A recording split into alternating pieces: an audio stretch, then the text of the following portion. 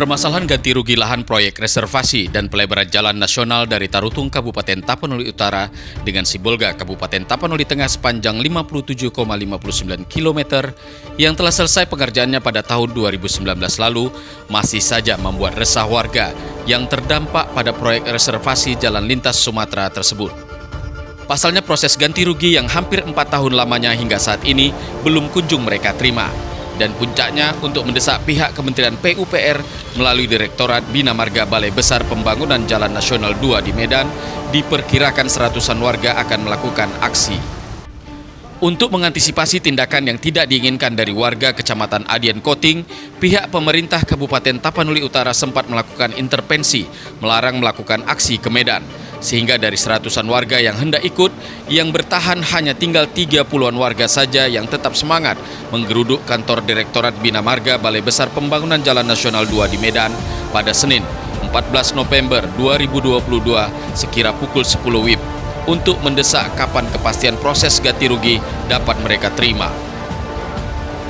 Dengan menggunakan sebuah bus dan perjalanan selama 8 jam, akhirnya mereka tiba di Direktorat Bina Marga Balai Besar Pembangunan Jalan Nasional 2 di Medan. Awalnya mereka akan melakukan orasi di depan kantor tersebut, menuntut percepatan ganti rugi lahan mereka yang sudah dijadikan proyek reservasi jalan lintas Sumatera Tapud Sibolga.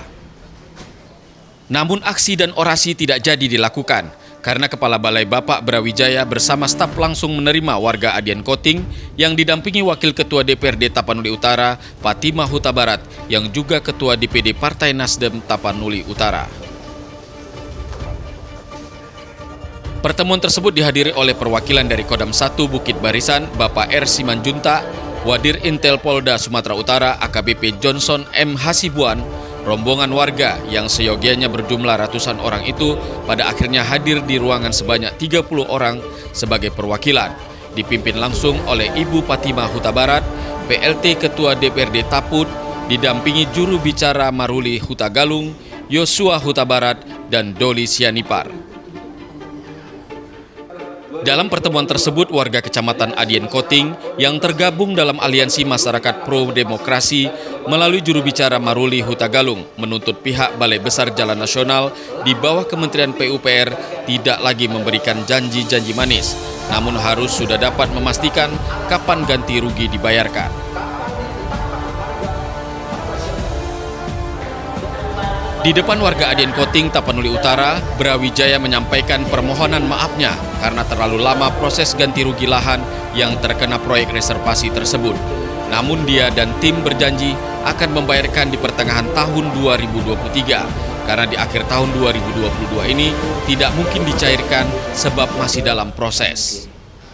Tapi tahun 2020 masyarakat Tapanuli Utara beranjak sana ke kantor kami untuk kejelasan penyelesaian pembebasan lahan untuk paket pekerjaan 2016-2019.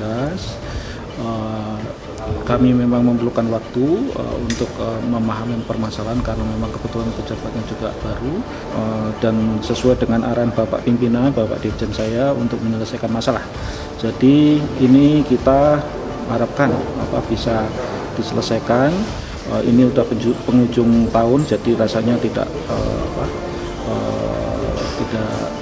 bisa selesai untuk tahun 2023 selesai. Ya. Perkiraan kita dengan dana sisa lelang ya kalau melesetnya di Juni ya. Ya. Ganti ruginya ya Pak? Kemarin itu berdasarkan ini dengan total dengan biaya SIM dan sebagainya itu adalah 32 miliar, lebih sedikit lah. Terus kira-kira. Pak, khusus Tapud atau Tapteng atau? Oh, itu dengan Tapteng ya. Dengan Tapteng ya Pak ya. Sebelum pertemuan antara warga Kecamatan Adian Koting dengan pihak Direktorat Bina Marga Balai Besar Pembangunan Jalan Nasional 2 di Medan ditutup, salah seorang warga, Doli Sianipar, menyerahkan berkas tuntutan warga dan memastikan janji Kepala Balai Besar Jalan Nasional dapat dibuktikan, sehingga ganti rugi pada bulan Juni 2023 sudah diterima warga terdampak proyek reservasi Jalinsum Tapud Sibolga itu. Usai acara, Koordinator Massa Warga Adian Koting Maruli Huta Galung mengatakan Pihaknya menunggu janji pembayaran tersebut di pertengahan tahun 2023. Dan jika tidak juga dibayarkan, mereka siap melakukan aksi penutupan Jalinsum tersebut. Pak Brawijaya selaku pimpinan dari Balai Besar Pelaksana Jalan Sibolga Tarutung menampung aspirasi kami. Ada beberapa poin yang kami sampaikan. Yang pertama, dana ganti rugi atas preservasi jalan akan dialokasikan 2023. Kalau untuk kepastian hukum belum, tapi beliau menjanjikan seperti yang disampaikan sudah menghubungi Dirjen.